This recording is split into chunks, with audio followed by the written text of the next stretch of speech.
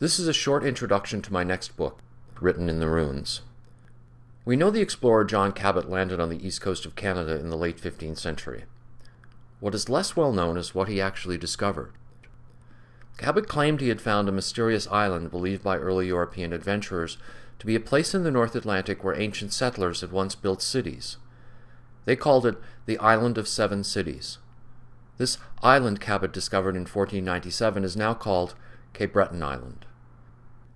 In 2006 I published this book, The Island of Seven Cities, in which I theorized that this island Cabot discovered in 1497 had been populated by the Chinese before the European Age of Discovery, and it was here, on Cape Breton Island, that the early Chinese settlers left ruins that I examine in depth in this first book.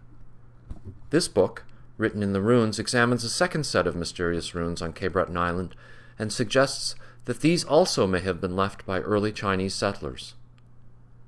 These second runes are found on the outskirts of a small town called St. Peter's, located next to the narrow neck of land that joins the two sides of Cape Breton Island together.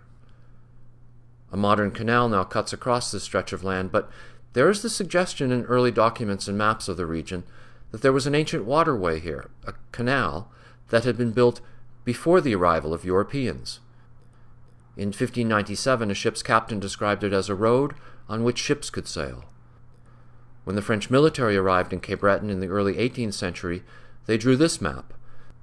They had found the remains of a passage cut across here. Who built this canal?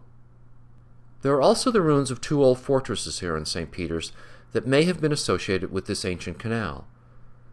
The 18th century French military surveyors drew this structure they had found on the shore to the west of where they drew the old canal.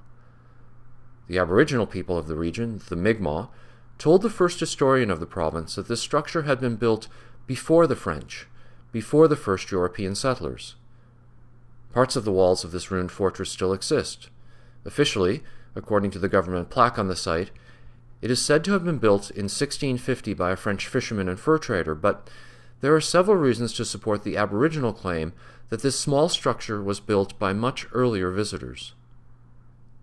The second rune structure is located on a hill a short distance to the east of the shore ruins. This rune is a simple raised platform with the remains of earth walls. Its height and its size suggest it was a significant construction at one time.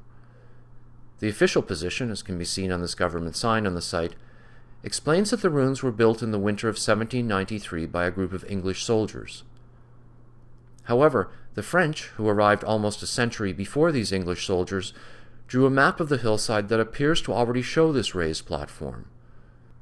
Moreover, this is the second of the two ruins that the Mi'kmaq claimed had been left behind by ancient settlers. There are many reasons to believe that the Chinese were the ancient settlers who built the Island of Seven Cities. This book, Written in the Runes, outlines this theory in clearly argued examples using original documents and maps of the period. There is an historical mystery on this small island. A remarkable past is written in these runes.